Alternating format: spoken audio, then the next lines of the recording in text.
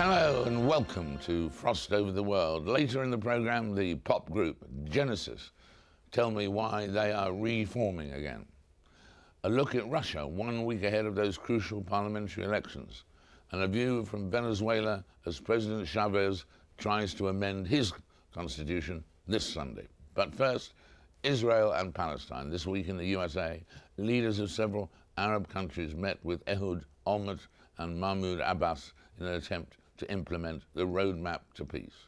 No deal was signed, but a process was started, one which could, perhaps, finally lead to the creation of a new state. In a few minutes, I'll be talking to the Hamas spokesman about why they're keen to derail these talks.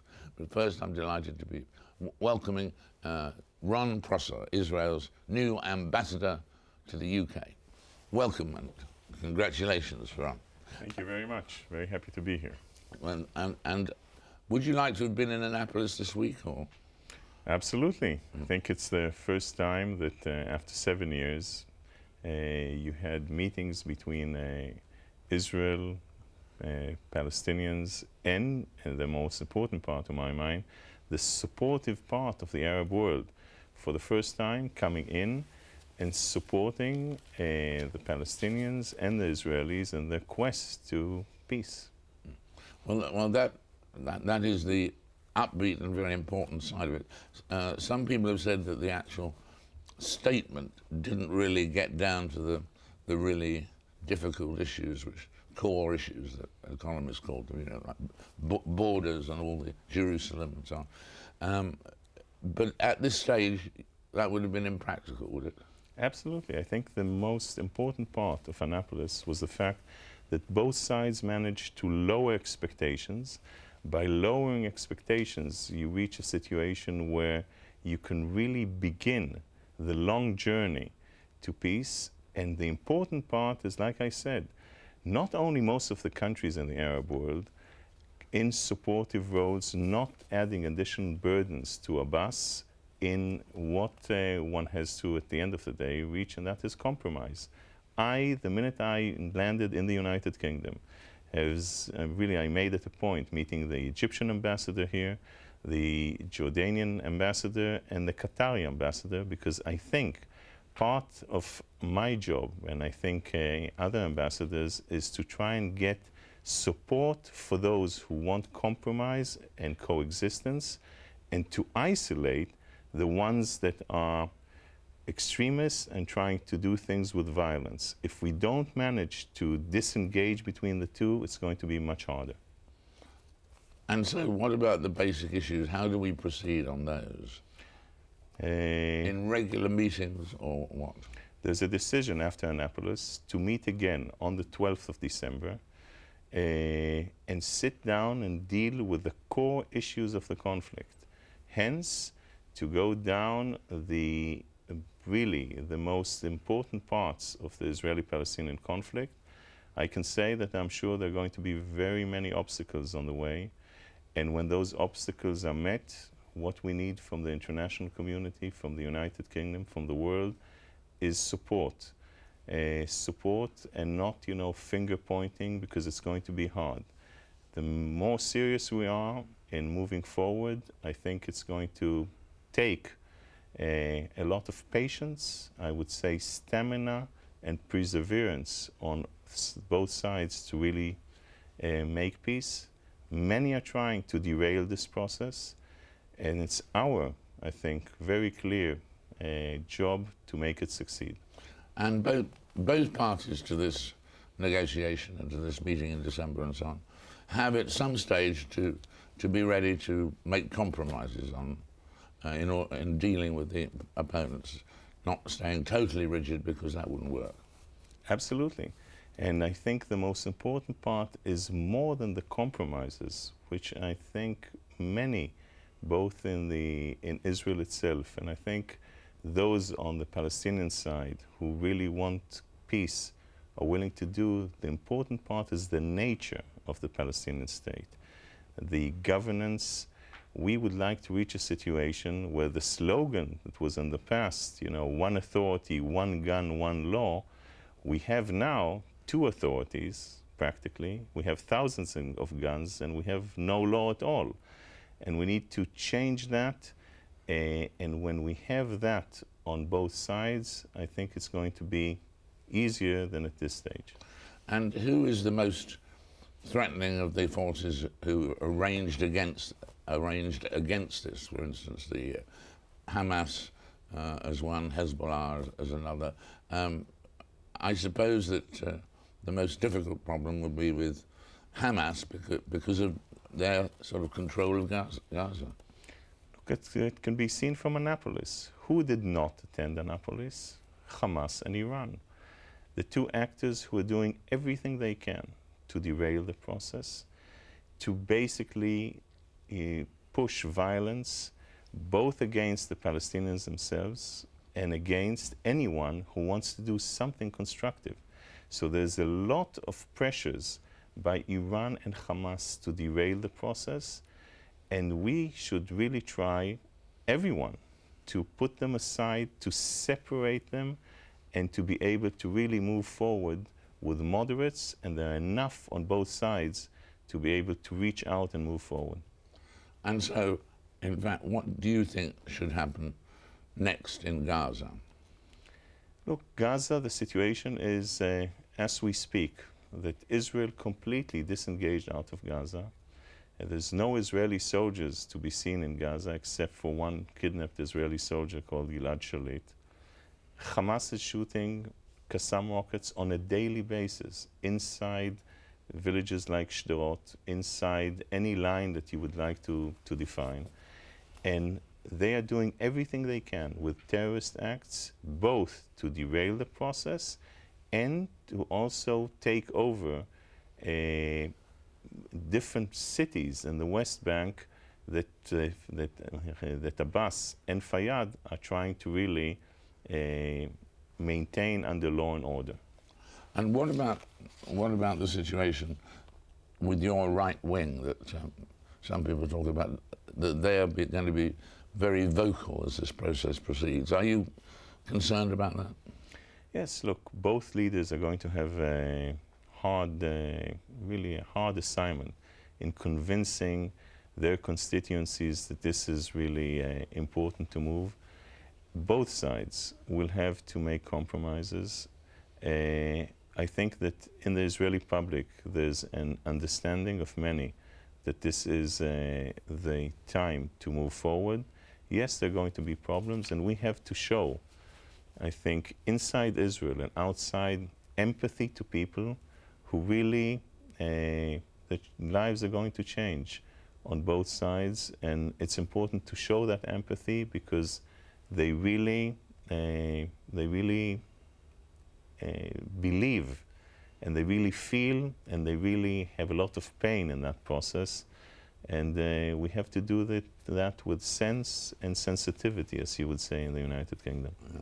And in conclusion, would you say that you think that you will see a viable Palestinian state in your lifetime? First of all, I really hope so, because I'm an optimist, and I really am. I think we have, if you look around, there's so many dangers. You have Iran. By the way, as we speak, you have Jalili, the representative here in London, trying to do everything it can to derail it. There are forces that are trying, on the one hand, to really, through violence and terror, to try and tear everything that is possible apart. And I think there are many that want to live together, that have had enough of suffering and pain, and we have to use this opportunity, and the year 2008 can be a very good one in order to push forward. Mr. Ambassador, thank you very much indeed for being with us. We appreciate it. And now I'm joined by the Hamas spokesman from Gaza, Fawzi Barhoum. Mr. Barhoum, welcome. Thank you. Let me start by asking, when so many countries in the Arab world, like Saudi Arabia, Jordan and Egypt, are signed up to this process leading to an ongoing dialogue, why are you so passionately against it?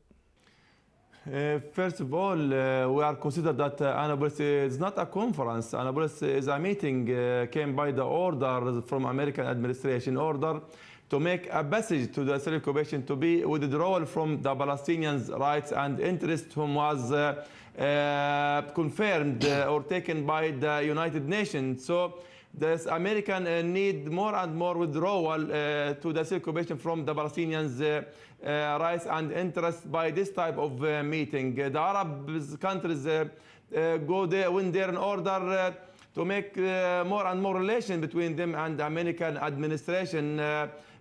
These Arab agreement or to this type of meeting just only in order to maintain their rights and benefits, just only personal benefits or independent benefits between any Arab countries and the American administration and Israeli occupation. So just the Arab countries used the Palestinians issues just as a bridge in order to make more and more normalization between them and the Israeli occupation. We heard nothing about any Arab supporting to the Palestinians' rights and interests at Annapolis.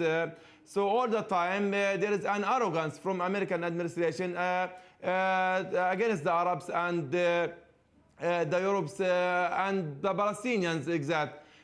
So finally there is no willing or determination for the Arabs to say yes or no. Just only to say yes to the American administration, because all the time if they are refused they will be under collective punishment as the Palestinians now in Gaza and the West Bank. So finally the Arabs found themselves to go there in order to agree with the American Israeli project at any type of agreement because there is no willing to them to support the Palestinian rights. The situation now, who do you feel is the greater enemy of the Palestinian people as you define them? Is it Ehud Olmert, the Prime Minister of Israel, or is it in fact Mahmoud Abbas, who heads up the whole of the other part, the West Bank part of the Palestinian world?